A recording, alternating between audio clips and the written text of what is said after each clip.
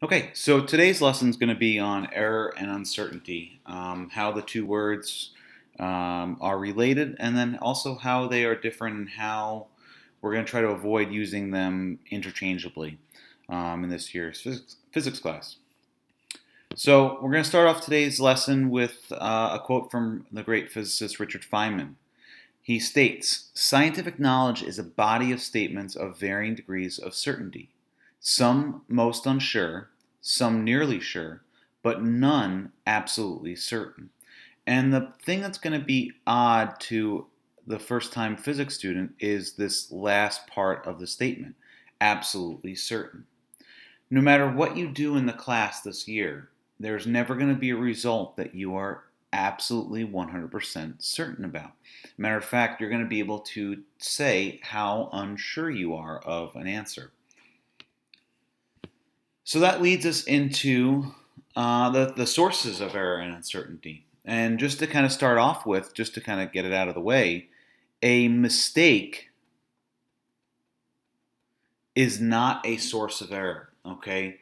You may use these words interchangeably outside the class, but an error and a mistake mean two different things in physics. A mistake means something you physically did incorrect, okay? You misread the instrument. Maybe you used the wrong equation to get an answer. Maybe you were copying your partner's data and moved a decimal place in the process of doing so. Maybe you plugged it into your calculator wrong and made a computational mistake. So all of these are mistakes, not errors. Okay, so then what is uncertainty and an error? Okay, so first we're going to talk about what's referred to as instrumental uncertainty. The word uncertainty literally means a lack of knowledge. Okay, so in lab, when we're taking measurements, the instrumental uncertainty is due to the smallest graduation on the scale of the instrument. So think of a ruler. A ruler measures centimeters, millimeters, and possibly, if it's a meter stick, it can measure meters. So the millimeter is the smallest graduation. If you want to, the more precise you want the instrument, the less the instrument uncertainty. And here's the big thing, the more expensive it is. Okay, so if you want to measure to the nearest millimeter, you can use a meter stick. If you want to use to the nearest tenth of a millimeter, and this is about $1. If you want to use the nearest tenth of a millimeter, well, you're going to have to use a set of vernier calipers, and that's going to cost you about $5. If you want to the nearest hundredth of a millimeter, you're going to have to use a tool called a micrometer, and we're going to use those shortly. And that's going to cost you about $50. Okay, so just to kind of emphasize my point here is that the more precise you want, or the less instrumental uncertainty you want, the more expensive it's going to be. So the general rule of thumb is that there's going to be at some point some small instrumental, the smallest value, smallest reading on the device. So we can say that the instrumental uncertainty is 50% of the smallest graduation. So let's do an example of that. So on the ruler, the smallest graduation is a tenth of a centimeter or a millimeter. So the instrumental uncertainty, and this is 0.1 centimeters, and so the instrumental uncertainty is 50% of that, or 0.05 centimeters. Okay, so this is dealing with what we call an analog measuring device. Okay, so like an analog clock. Okay, so it's got the dials, and you can actually see the values in between it. For digital instruments, like a digital balance that you might have used in chemistry class, it might read 232 grams. Well, the problem is that you don't know if it's exactly 332 grams. It could have been 231.7 grams, and then the computer rounded it up to 232. Or it could have been 232.4 grams, and the computer rounded it down to 232. So in other words, the uncertainty is the place of the last digit. So in this case, it's in the singles, okay, the single grams. If the last decimal was in the tens, the hundredths, then it would be rounded to the tenths or the hundredths.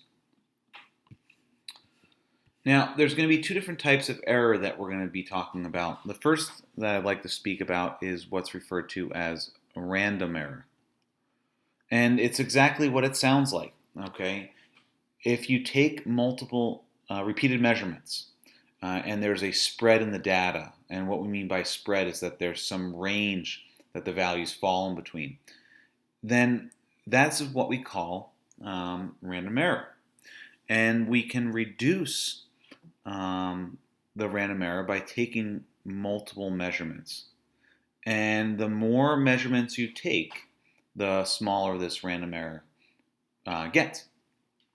And so, first of all, let's go back up here to the word error. What error refers to is how far it is from a certain value, an accepted value.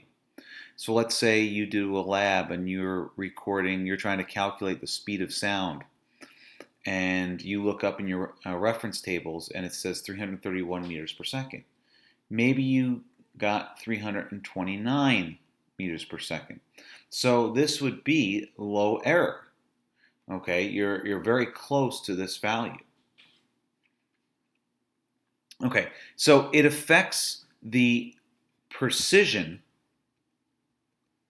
of the results, but not the accuracy. And we'll talk more about what these two words mean in just a moment. And the way you calculate random error, or a simple way of calculating random error, is you take your maximum value and you subtract your minimum value and you divide that difference by 2. Okay? And that would give us the amount of random error. And we want to make sure that we always round this to 1 sig fig. The next type of error that we're going to speak of is what's referred to as systematic error.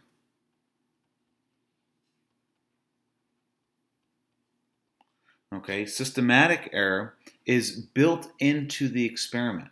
Okay, it might be the instruments that I give you, and it shifts all of the data too big or too small. So let's say we had a meter stick. You have a meter stick in lab, and you're using it to measure the height of the desk. If you notice that the 0 centimeters does not start exactly at the edge of the meter stick. There's this small little distance between the end of the meter stick and the 0 centimeter mark. And if you just, let's say you're trying to measure and this is, the wall or something along those lines. So here's the edge of the wall, and you just butt the meter stick up against it. Well, you're going to be off by that small little yellow line. Okay, so that shifts all of your measurements too large. Okay, and likewise, you can figure out some examples that might make them shift too small. Okay, but these are based on experimental flaws. Okay, it also can be poorly calibrated instruments. Okay, let's go back to the digital balance. If you put a weighing tub on top of a digital balance and forget to tare it or zero it before you actually take some measurements, you're going to have a shift that is exactly equal to the mass of that weighing tub. So we have a shift in the measurements, in this case, to be too big. And it can also be from faulty instruments. Okay, so an instrument that might be not necessarily calibrated correctly, but might have something going on in its electronics that's no longer working correctly. Now, the thing that's the very big difference between random error and systematic is this cannot be corrected by multiple measures. Okay, it doesn't matter how many measurements you take of something in a lab. you're not going to eliminate systematic error. And it affects the accuracy, but not the precision. Okay, so let's talk about what this accuracy and precision actually means. So here's two definitions of accuracy and precision. I'm going to give you some analogies that are based on it. So the accuracy is how close a measurement is to the accepted value. So going back to the speed of sound, 331 meters per second, and you arrived in your lab value of 329 meters per second. So this would be very high accuracy. You're very close to the accepted value. Okay, so you have low systematic error. Whereas the precision is how consistent the measures are relative to one another. So let's say we were dropping a ball from the ceiling and people were timing it with stopwatches. If the values are kind of lumped in together, meaning that there's not a big range of measurements, then we would say we have high precision. They're very close together, and which would correlate to low random error, a low spread of it. Now, if you look in a lot of textbooks, it gives you the dartboard analogy, and I really like this. So let's say we have a dartboard, and you're going to play darts, and you throw the 4 darts, and you hit those in those 4 locations. Okay, every hit itself is very close to the bullseye. However, none of them are really close to one another. Okay, relative on the dartboard. So this would have high accuracy. They're all very close to the actual value, but it's going to have low precision because they're kind of far away from each other. Likewise, if you have this middle dartboard and you throw all 4 darts and you get them all clumped together, but very far away from where you were actually trying to get it, this would have high precision because they're lumped together, but very, very low accuracy. And then let's say we have our 4 darts and they're all, bullseyes. So now this would have both high precision and also high accuracy. They're lumped together and they're very close to the actual accepted value. Let's give it that same situation, or to differentiate between accuracy and precision, but let's take a different look at it. Let's say we were measuring,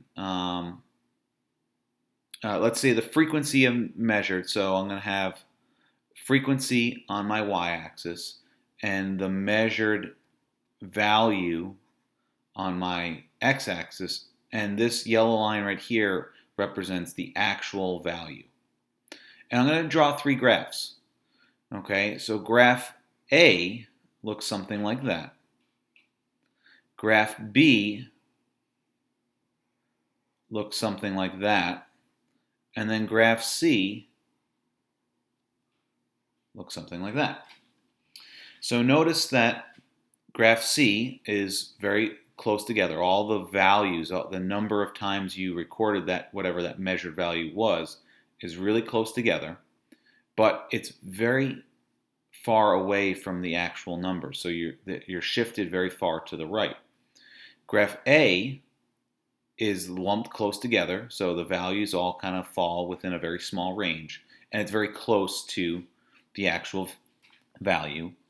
And then graph B all fall around more or less the actual value, or most of them do. However, the spread in data is very far. So think about it for a second. Which one has high accuracy, low accuracy, and vice versa with precision? And so pause the video if you need to, and then we'll talk about the results.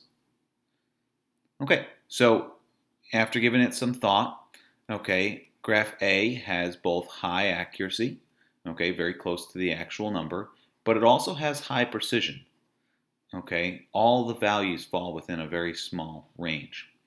Graph B has high accuracy, but it has low precision. Since graph B, all the values are very far apart from one another. Whereas graph C has low accuracy, all the values are very far away from the actual number, but it has high precision. All the values are bunched together. Okay, and so lastly, let's just talk about absolute uncertainty and fractional uncertainty. First of all, we give the symbol a delta and whatever the value is. So let's say we're measuring a bunch of x's, then absolute uncertainty we'd represent as delta x. If we were measuring a bunch of masses, we might say delta m. If we're measuring a bunch of lengths, maybe we'd say delta L, and so on and so forth. Whereas the fractional uncertainty, we take the absolute uncertainty and divide it by whatever the value is. So if x is our number and delta x is our absolute uncertainty, our fractional uncertainty would be the absolute divided by the value. Okay, or the percent uncertainty, anytime you take a fraction and you want to get it into percentage, you multiply it by 100. Okay, so to get it into a percent uncertainty, we'd multiply it by 100. So let's say we had a triple beam balance and the mass of the paperclip was found to be 80 decimal point plus or minus 0.05 grams. The number of sig figs in the measurement, well, 80 with a decimal place after it, okay, it's very important the decimal place is there, has 2 sig figs. And the smaller the number of sig figs, the greater the uncertainty. If this was just 80 with no decimal point, you'd only have 1, and there'd be a greater uncertainty. The absolute uncertainty due to the balance, the delta M, well, that's represented by the plus or minus. So that would be 0.05 grams. The fractional uncertainty, I would take my 0.05, my delta M, and then I divide it by my mass, 80. Okay, also notice too here that we'd have grams divided by grams, and those units would cancel out. So this would actually be a unitless number, whereas this does have the unit gram after it. And then the percent uncertainty, we'd have 0.05 divided by 80 times 100. Okay, so that's the difference between absolute, fractional, and percent uncertainty. Okay, these are difficult to get at first, but the more and more you do this in lab, then you'll become more and more comfortable with it. Okay, so that's all for now. Take care, have a great night, and thanks for listening.